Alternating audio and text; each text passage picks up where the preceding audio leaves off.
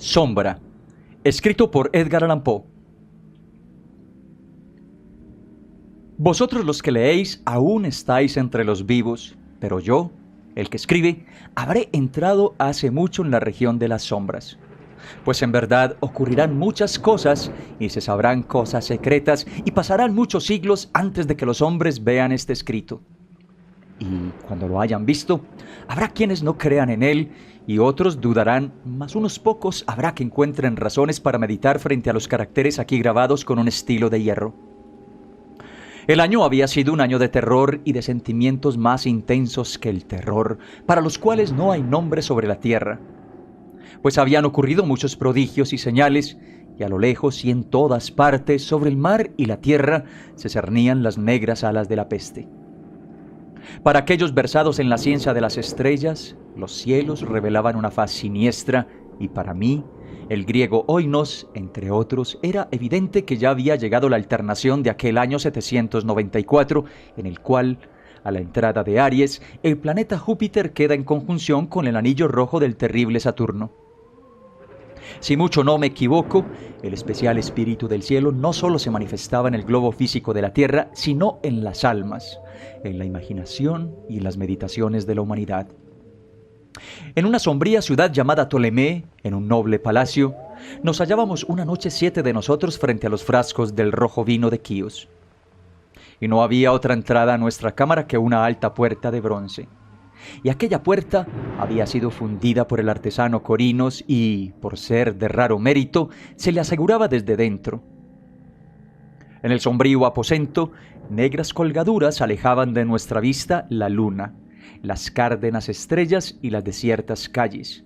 Pero el presagio y el recuerdo del mal no podían ser excluidos. Estábamos rodeados por cosas que no logro explicar distintamente. Cosas materiales y espirituales, la pesadez de la atmósfera, un sentimiento de sofocación, de ansiedad, y por sobre todo, ese terrible estado de la existencia que alcanzan los seres nerviosos cuando los sentidos están agudamente vivos y despiertos, mientras las facultades yacen amodorradas. Un peso muerto nos agobiaba. Caía sobre los cuerpos, los muebles, los vasos en que bebíamos. Todo lo que nos rodeaba cedía a la depresión y se hundía. Todo menos las llamas de las 7 lámparas de hierro que iluminaban nuestra orgía.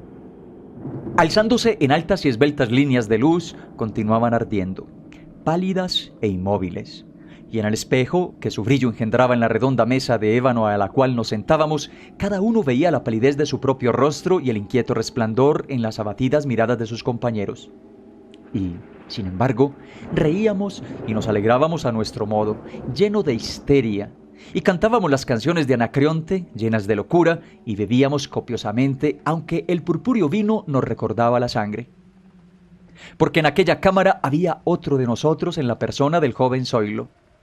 Muerto y amortajado, yacía tendido cuán largo era, genio y demonio de la escena. ¡Ay! No participaba de nuestro regocijo, pero su rostro, convulsionado por la plaga, y sus ojos, donde la muerte solo había apagado a medias el fuego de la pestilencia, parecían interesarse en nuestra alegría, como quizá los muertos se interesan en la alegría de los que van a morir. Mas aunque yo, oinos, sentía que los ojos del muerto estaban fijos en mí, me obligaba a no percibir la amargura de su expresión, y mientras contemplaba fijamente las profundidades del espejo de ébano, cantaba en voz alta y sonora las canciones del hijo de Teos.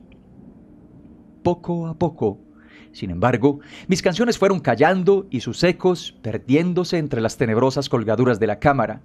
Se debilitaron hasta volverse inaudibles y se apagaron del todo. Y he aquí que de aquellas tenebrosas colgaduras, donde se perdían los sonidos de la canción, se desprendió una profunda e indefinida sombra. Una sombra como la de la luna cuando está baja. Podría extraer del cuerpo de un hombre, pero esta no era la sombra de un hombre o de un dios, ni de ninguna cosa familiar. Y después de temblar un instante, entre las colgaduras del aposento, quedó, por fin, a plena vista sobre la superficie de la puerta de bronce. Mas la sombra era vaga e informe, indefinida, y no era la sombra de un hombre o de un dios, ni un dios de Grecia, ni un dios de Caldea, ni un dios egipcio. Y la sombra se detuvo en la entrada de bronce, bajo el arco del entablamiento de la puerta, y sin moverse, sin decir una palabra, permaneció inmóvil. Y la puerta donde estaba la sombra, si recuerdo bien, se alzaba frente a los pies del joven Zoilo amortajado. Mas nosotros, los 7 allí congregados, al ver cómo la sombra avanzaba desde las colgaduras, no nos atrevimos a contemplarla de lleno, sino que bajamos los ojos y miramos fijamente las profundidades del espejo de ébano.